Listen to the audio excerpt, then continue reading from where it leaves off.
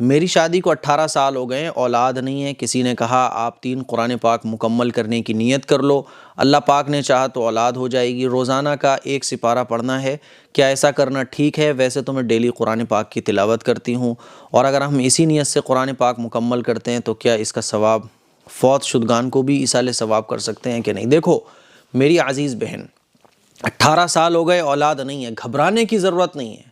لوگ آپ کو گھبراہٹ میں ڈالیں گے، کوئی کہے گا 3 قرآن مکمل کر لو، کوئی کہے گا فلاں مولانا صاحب سے تعویذ لے آؤ، کوئی کہے گا فلاں قبر پہ جا کے آپ منت مانگ لو، نظر مان لو، کوئی کچھ کہے گا، کوئی کچھ کہے گا، کوئی کہے گا کہ آپ کے پیٹ پر بندش لگی ہوئی ہے۔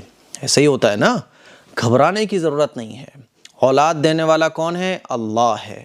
آپ یہ نیت کر لو کہ اولاد، بلکہ نیت نہیں، آپ یہ یقین بنا لو اپنا، اور یہ نیت کر لو کہ اولاد میں لوں گی تو اللہ سے لوں گی، نہ میں کسی مولانا کو دکھانے جاؤں گی، نہ کسی مزار پر جاؤں گی، نہ کوئی ٹونا ٹوٹکا کروں گی، کچھ نہیں کروں گی، میں اپنے اللہ سے مانگوں گی۔ اللہ ہی اولاد دینے والا ہے۔ قرآن میں اللہ تعالیٰ ارشاد فرماتا ہے نا کہ ہم ہی ہیں جو اولاد دیتے ہیں، کسی کو بیٹے بیٹے دے دیتے ہیں، کسی کو بیٹیاں دے دیتے ہیں، کسی کو دونوں دے دیتے ہیں، اور کسی کو بانجھ بنا دیتے ہیں، اس کو اولاد ہی نہیں ملتی ہے۔ اللہ کہتا ہے ہم ہیں اولاد دینے والے۔ یہ جو لوگ کہتے ہیں نا، مولانا لوگ، تعویذ دینے والے لوگ، کہ پیٹ باندھ دیا گیا ہے، کوک باندھ دی گئی ہے، یہ صرف اور صرف آپ کے ایمان پر ڈاکہ ڈال رہے ہیں۔ نہ کوئی دنیا کی طاقت کوک نہیں باندھ سکتی۔ اللہ اگر اولاد دینا چاہے تو کوئی آپ کی کوک نہیں باندھ سکتا، اور اگر اللہ اولاد دینا نہ چاہے تو ساری دنیا کی طاقتیں مل کر آپ کو اولاد نہیں دے سکتی۔ میری عزیز بہن، گھبراؤ مت۔ حضرت ابراہیم علیہ السلام کو بھی اولاد کب ہوئی تھی؟ 80-90 سال پار کرنے کے بعد۔ تو کتنے ایسے پیغمبر گزرے، کتنے ایسے صحابہ گزرے، اولاد نہیں ملی، ملی بھی تو بہت سال گزرنے کے بعد۔ تو یہ تو اللہ کا نظام ہے۔ ارے ہمارے نبی کریم صلی اللہ علیہ وسلم کی لائف کو آپ پڑھ لو۔ 3 بیٹے تھے، تینوں کا انتقال ہو گیا بچپن میں، بیٹیاں زندہ رہیں۔ مکہ، کفار مکہ کہا کرتے تھے کہ دیکھو یہ پیغمبر ہے، ان کا تو کوئی بیٹا ہی زندہ نہیں رہتا ہے۔ تو میری عزیز بہن، بالکل بھی اپنا یقین اللہ سے کمزور نہیں ہونے دینا، یقین یہی بنائے رکھنا ہے۔ یہ دنیا دارالامتحان ہے، آزمائش کی جگہ ہے۔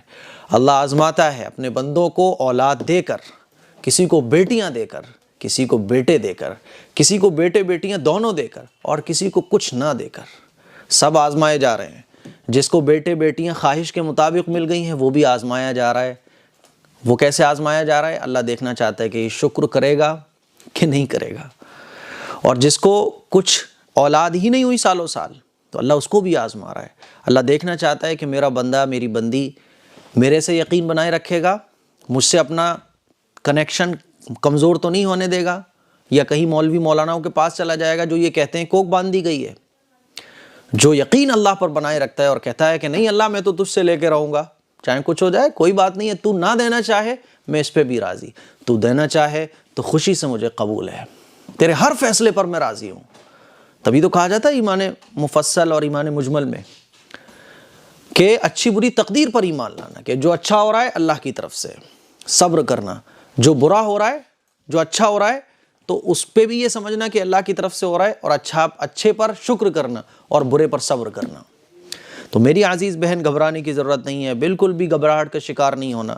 اور یہ جس نے آپ کو عمل بتایا ہے نا کہ 3 قرآن مجید، آپ ویسے ہی ماشاءاللہ قرآن مجید کی تلاوت روزانہ کرتی ہو، تو الگ سے یہ جس نے بتایا اس کی بات کو فالو کرنے کی ضرورت نہیں ہے۔ جب آپ 5 وقت کی نمازیں پڑھ رہی ہو، قرآن مجید کی تلاوت کر رہی ہو، تو آپ تو اللہ کی ویسے ہی محبوب بندی ہو۔